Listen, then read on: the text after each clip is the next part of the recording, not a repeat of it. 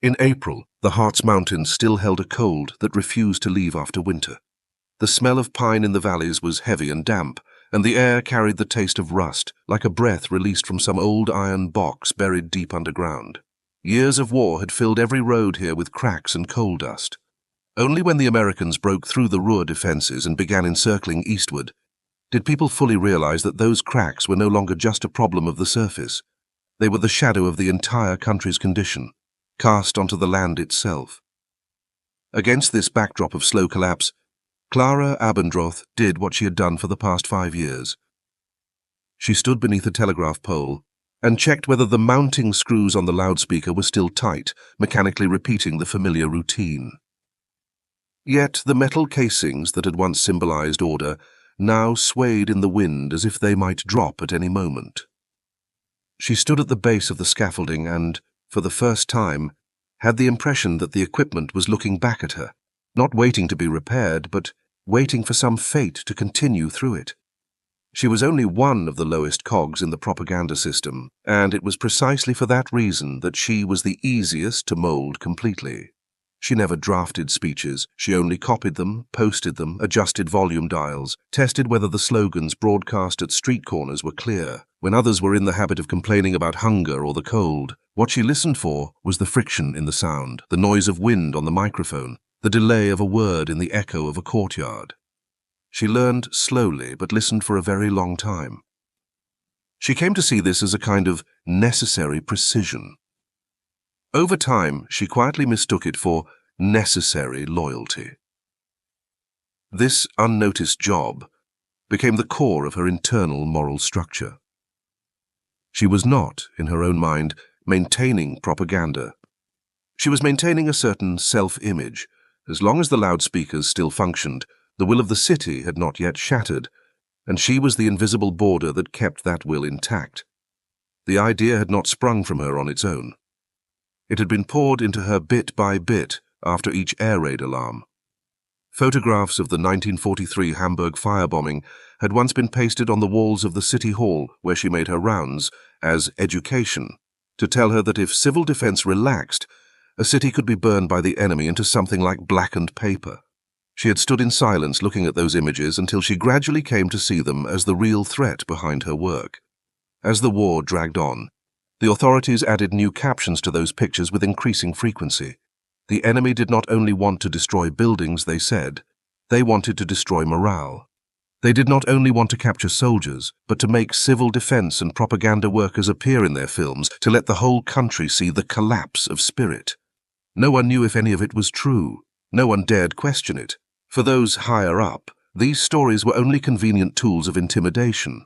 For Klara, they went straight to the root system of her fear. She had never imagined that she could represent the city.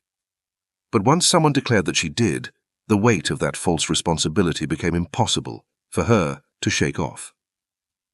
It was a hastily convened meeting that twisted that hidden line in her heart to a point beyond return. The meeting took place in a bare basement room where the light bulb was so dim it barely revealed the cracks in the wall. A few party clerks and SS officers stood at the front, their tone urgent, yet recited with a precise, memorized rhythm. They announced that the Harz region would serve as a last inner defensive belt and continue to hold out. Then they added that, west of the Rhine, the Americans had on multiple occasions already filmed female civil defense workers surrendering to use in psychological warfare. One man even claimed certain women had been forced to stand with white cloths in their hands for the cameras, becoming models of rear area collapse. No one knew if this was real. No one dared ask. For those in positions of power, it was just another threat, another image to frighten the lowest levels into obedience. But for Klara, those words pierced straight into her deepest fear. She had never thought of herself as a symbol of the city, but the moment they said she might be, the idea could no longer be unthought. At the end of the meeting, one SS officer added a final sentence. "Your duty is not to survive. Your duty is not to allow yourselves to be used." The words sank through her like a chunk of iron dropped into water, dragging all her thoughts down with it. Every action she took afterward grew from that piece of metal lodged in her mind. That night, she was ordered to help the other propaganda workers clear out the office. shred all unpublished slogans, drafts, directives, burn every archived list. The others carried out the work mechanically. She felt close to panic. She stared at the sheets of paper as the flames ate them, watched her own handwriting curl and blacken, yet did not dare stop feeding the fire. She worried that the fire would not be thorough enough and used a pair of tongs to flip the embers, afraid that any surviving letter might later be seized as evidence of a symbolic surrender. It felt as if she were erasing a part of the world connected to her, and that she had no choice.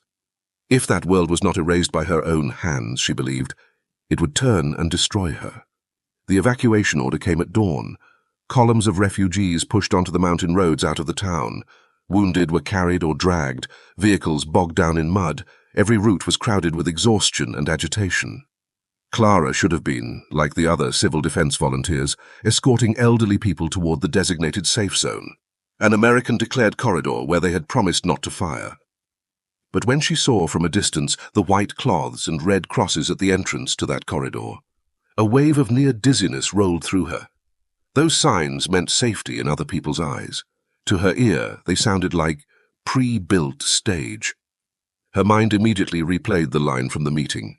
The enemy would film surrender scenes.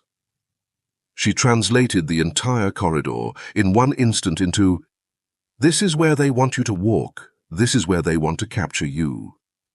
For the first time, she forced the women next to her to change routes. She told them the corridor might have come under artillery fire, insisted she would take them to a safer direction. There was no anger in her voice, only an unnaturally rigid firmness, sharpened by fear. The younger women did not dare object. They followed her off the main road, around a slope of fallen trees and loose rocks, into the undergrowth of a hillside no one else seemed willing to tread. The night grew colder as the light drained away. Broken branches lay across one another like snapped bones. The further they went, the more desolate it felt. Yet Klara experienced a kind of false relief. They were farther from the road, farther from the line of sight in which a camera might be placed. That was enough, for the moment, count as safety. On the way, an older woman, exhausted, stopped and said she would rather stay with the mainstream of evacuees and go through the American safe corridor. The instant she turned, Klara's hand shot out and clamped around her forearm with surprising force. The tug nearly pulled the woman off balance and sent her stumbling toward the edge of the slope. Klara had no wish to hurt her, but her motion was driven by fear, and her fingers locked like iron. "We can't go back," she murmured. "You'll drag everyone down with you." The violence in her grip and the fevered look in her eyes left the older woman too frightened to insist. She let herself be pulled away, and the group pushed deeper into the woods. In that moment, the path and the crowd behind them were cut off, and a new trajectory began. They were no longer merely fleeing the front. They were fleeing the possibility of being turned into a symbol. That conviction made Klara more determined than she had ever been, and more dangerous than she had ever imagined herself capable of being. Once they dropped below the line of the forest, the world narrowed in odd ways. By day, the crowns of the pines knitted together so densely that they almost blocked out the sky, and light fell in angled fragments, like dust slipping through cracks in a ceiling.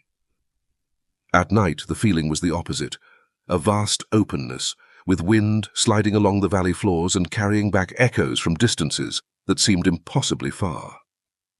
In this landscape, Klara felt a strange kind of familiarity and conflict. She had worked in civil defense for years, grown used to judging the movement of air when the city was quiet, to listening for whether anyone walked the streets when no voices were heard. Silence in the woods became, in her understanding, a space that needed to be filled. She began, almost inevitably, to manage this silence with the tools she knew. She chose an abandoned logging shed as shelter for the first night. Half its roof had collapsed, and rain slid through the hole, dripping onto a floor packed with sawdust and decaying bark in a steady, muffled rhythm. She quickly inspected every gap and seam in the walls, treating the shed like an underground shelter due for a light leak check. She used branches and wet earth to plug cracks in the boards to prevent any light from shining out at night, though they had no light source at all. The younger women watched as she smeared mud over the wood with bare hands, their expressions a mixture of dim awe and uncomprehending unease. They did not understand why someone already so drained of strength would insist on these measures, but their silence and her intensity forced them to comply. As soon as the sky fully darkened, a loudspeaker's broken German began to drift up the valley in bursts. The sound quality was grainy, the sentences short and simple, clearly pitched for civilians in flight. Calls to surrender, descriptions of safe routes, directions to water. To Klara, it sounded like an assessment aimed at her. She stood at the shed's entrance, head cocked, decoding the weak, wind-shredded sentences bit by bit. She ignored the content and focused on the tone, the pauses, the repetition. She had once been responsible for checking whether loudspeakers on the street had become over-fatigued, and so she had grown overly sensitive to tiny instabilities in their output. Now she mistranslated those fluctuations as intention. She decided that the gaps between words meant the loudspeaker was waiting for those in hiding to slip up, that the repetition was designed to erode resolve, that the gentle tone was false leniency. The logic had no basis, but it matched her training in fear. When the night had deepened, a single American flare arced across the sky. White light unfolded among the branches, turning the forest's shadows upside down. The women cried out and scrambled backward into the shed. Klara stood frozen, eyes hard, watching not the brightness, but the path of its ascent and descent. That was no ordinary illumination, she decided. It was a preset angle for search and photography, designed to frame and capture potential surrenderers. She had no understanding of the technical details, but years in the propaganda apparatus had trained her to fear images. She filled in every gap in her knowledge with imagination, constructing an invisible grid that aligned perfectly with her terror. The next morning, she led the group higher into the mountains without explaining her real reasons.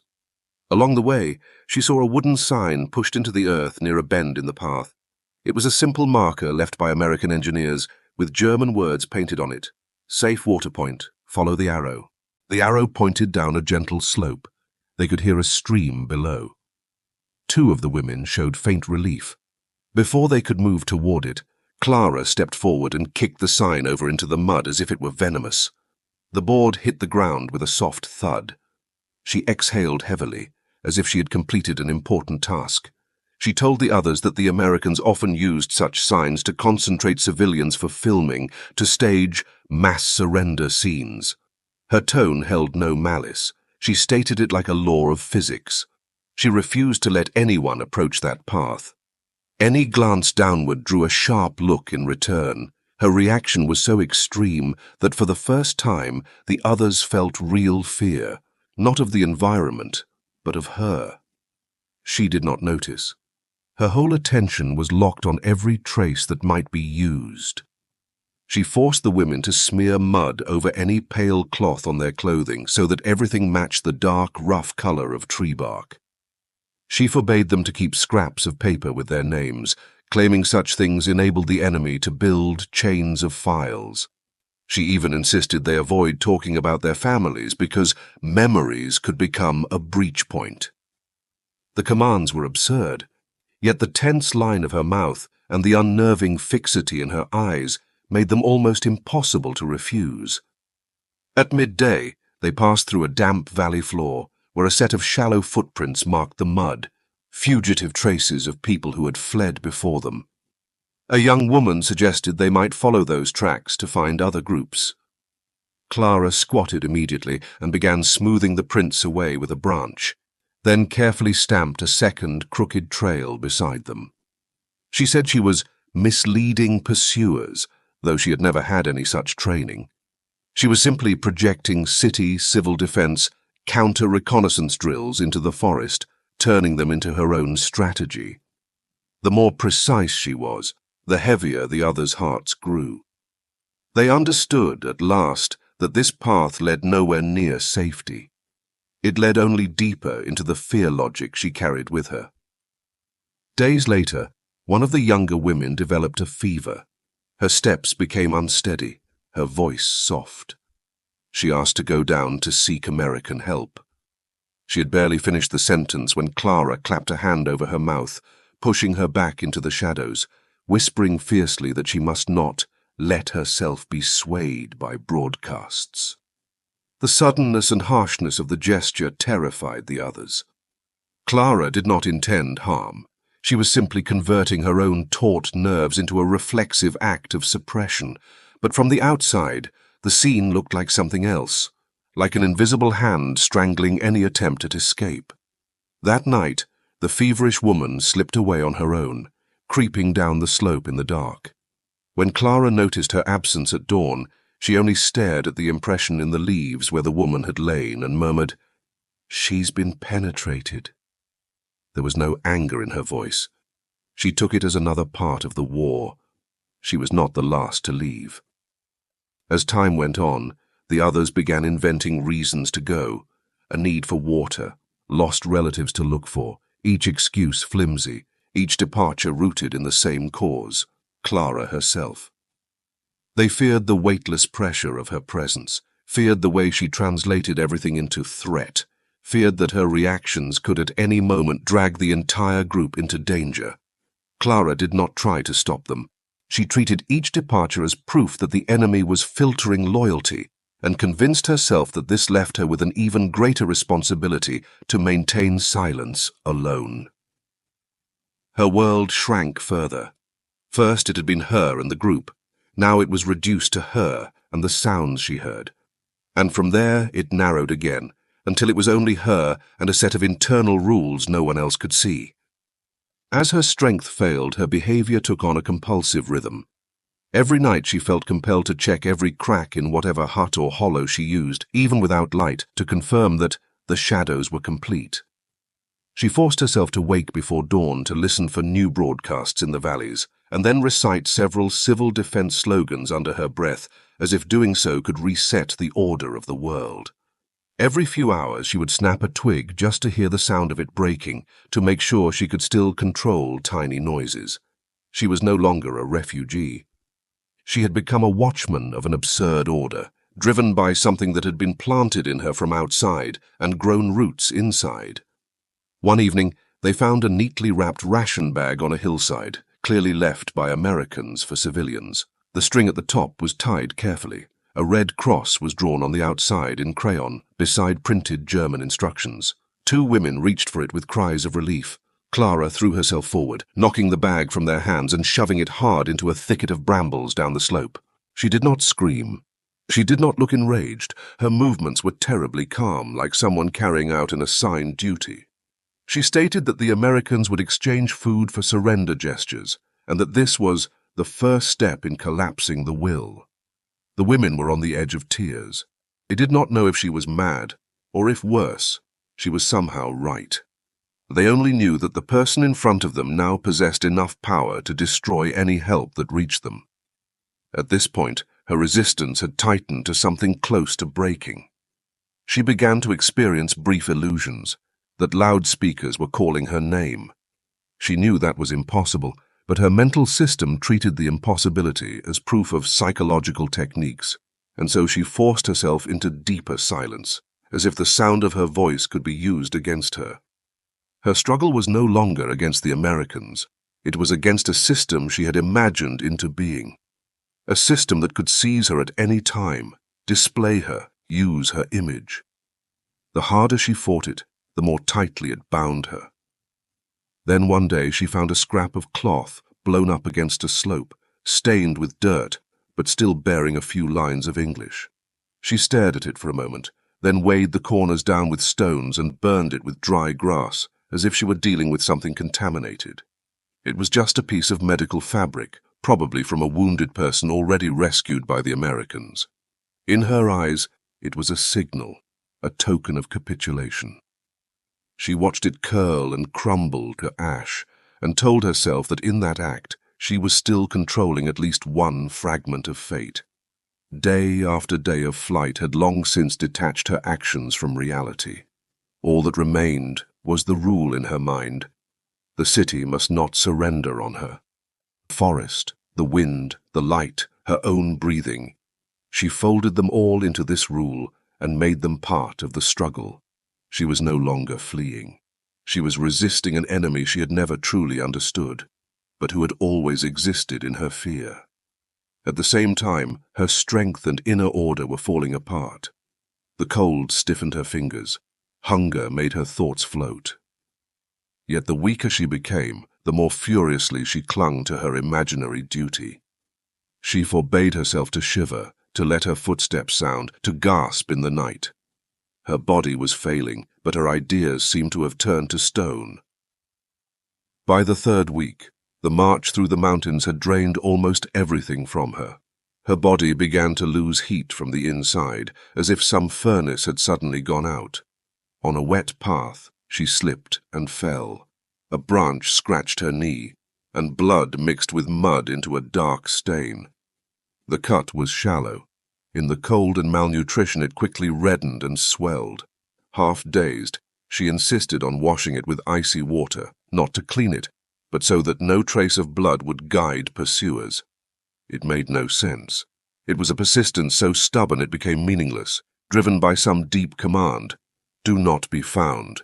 Do not become a symbol. There was no more group to keep in order. She had no structure left to maintain but herself.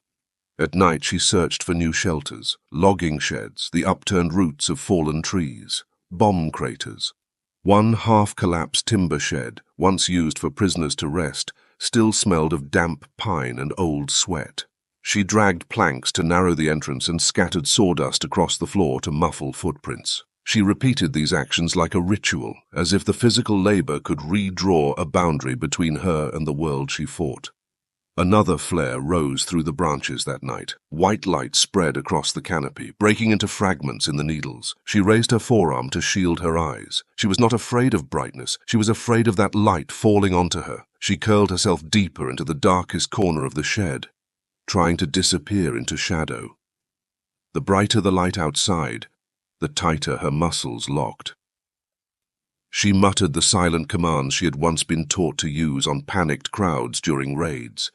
Phrases meant to calm others, now turned inward to restrain her own tremors. Her lips moved without sound. It was like negotiating with the air. The air responded with nothing at all.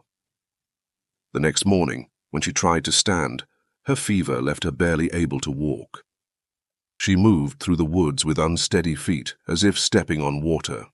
The wind's low hum through the pine needles sounded to her like continuous loudspeaker noise. She stopped often, listening.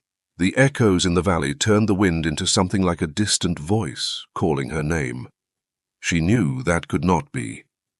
But her fear logic folded the impossibility into its own structure and called it a test of will.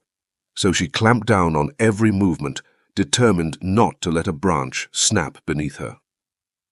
By afternoon the sky darkened. Clouds sank low enough to seem within reach.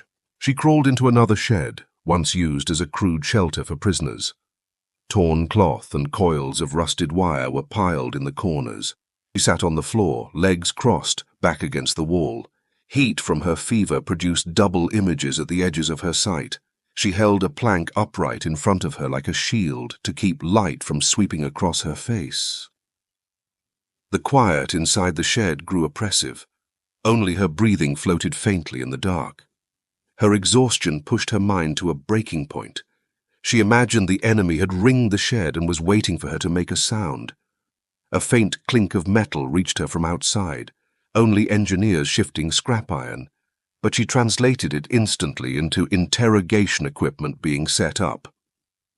In the cracks of the dry timber, she saw the shapes of observation slits, as if eyes watched through them.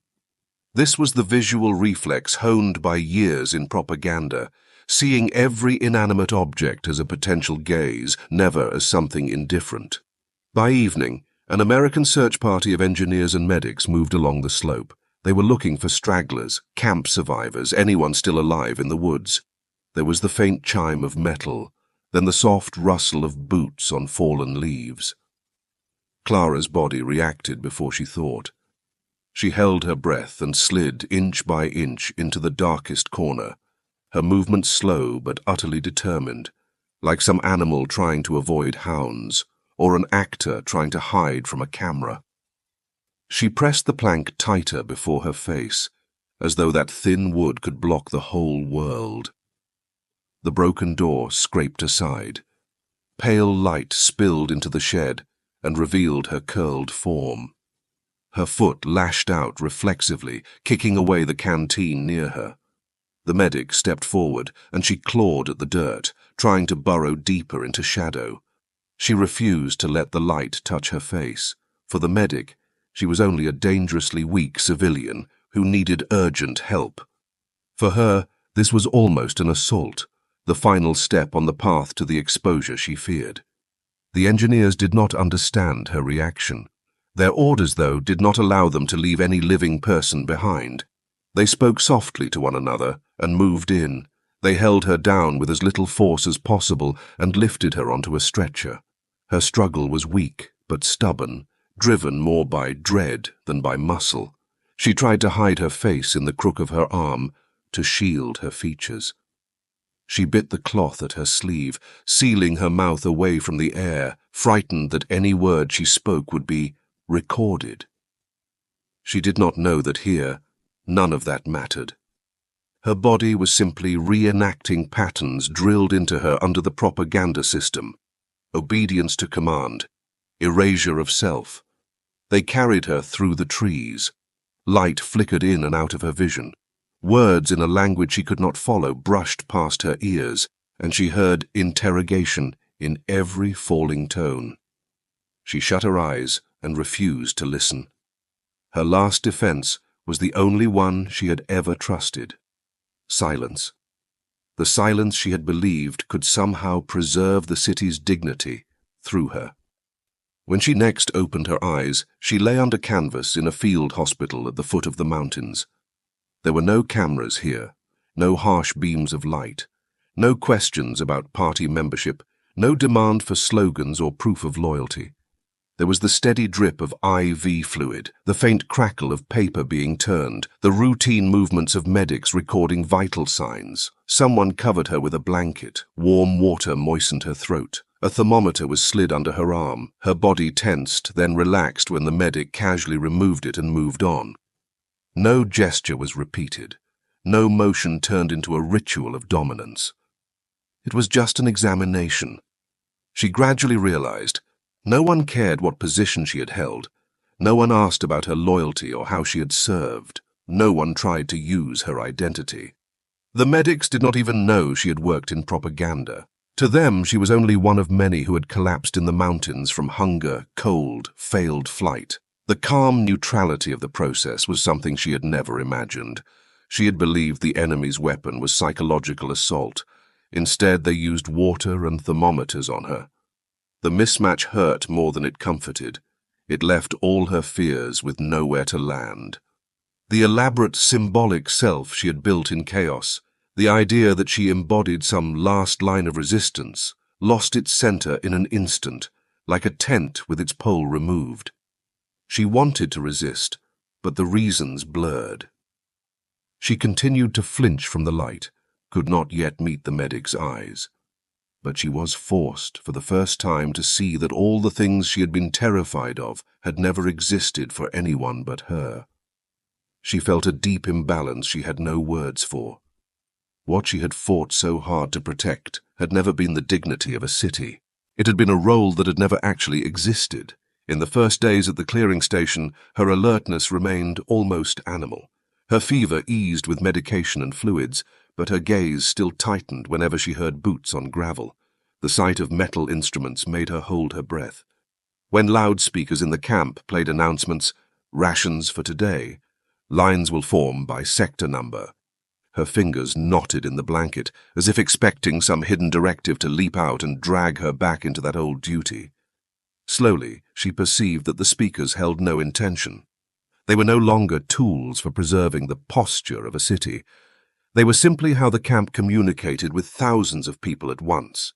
The broadcasts were simple, repetitive, without slogans. The tone was flat, almost mild, without the theatrical emphasis she had once considered normal. She had believed any foreign language broadcast hid a threat. Now she watched a teenage boy's face as it lit with relief when the words, "Children's vaccinations begin," came through. An elderly woman, recently pulled out of the woods, lifted her hand when she heard, "Those needing extra blankets, raise your hand," without fear or suspicion. These ordinary moments gnawed at her paranoia, not by argument, but by the slow abrasion of daily life. She realized the world did not care about her symbolic meaning. The medic who checked her for fever never asked if she had been faithful.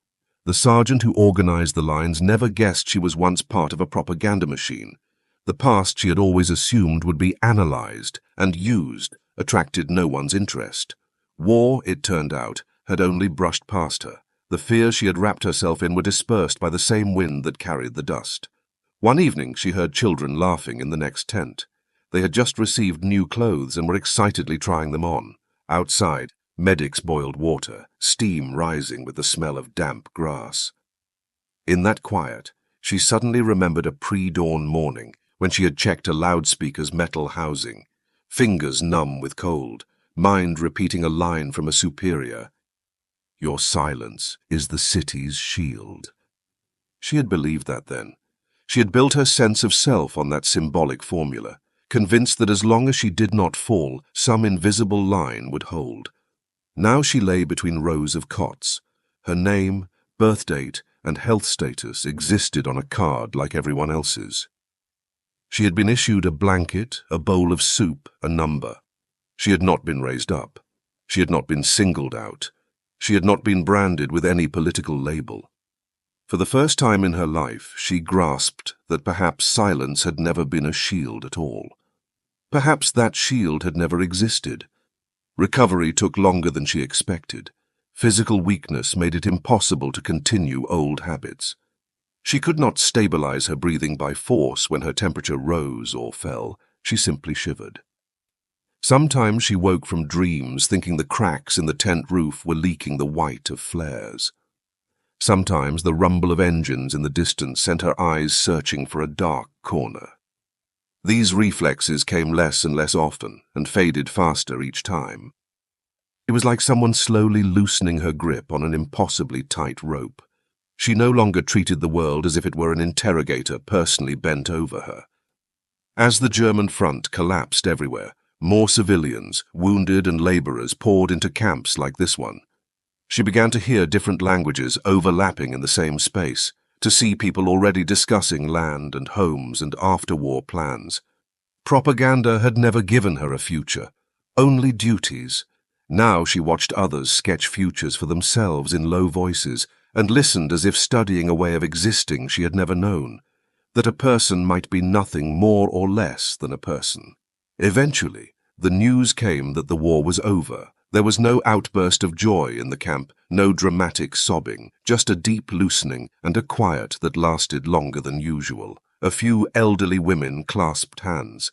The younger ones blinked and looked up at the sky, as if unable to digest the sudden emptiness. Klara felt a strange lightness, like stepping into space with no ground right under her feet. She had once believed herself one of the city's last remaining voices. Looking back now, that voice was only an echo blown away in an instant. She could not fully name the loss, shame perhaps that her terror had been unnecessary, or the disorientation of seeing a role into which she had poured herself vanish as if it had never been real. After the war, she was assigned to a reconstruction office on the lower slopes of the Harz.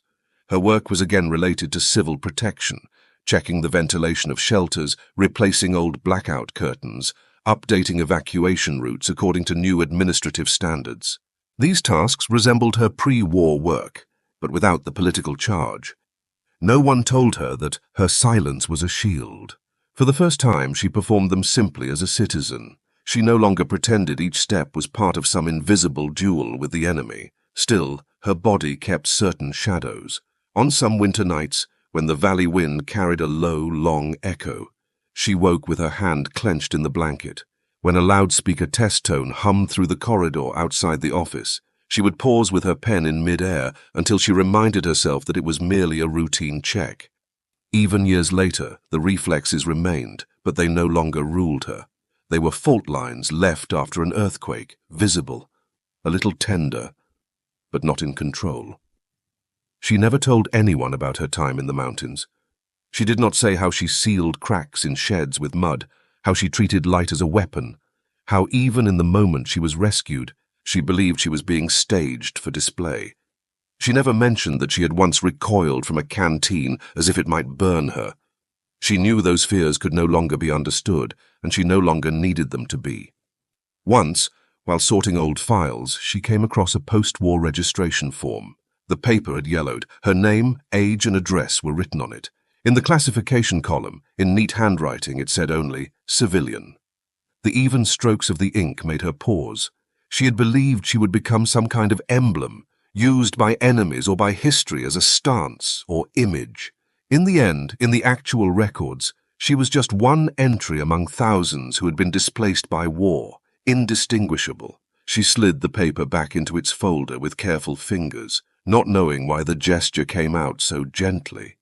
She stepped outside. Sunlight spilled over the ridge and washed the slope in pale green.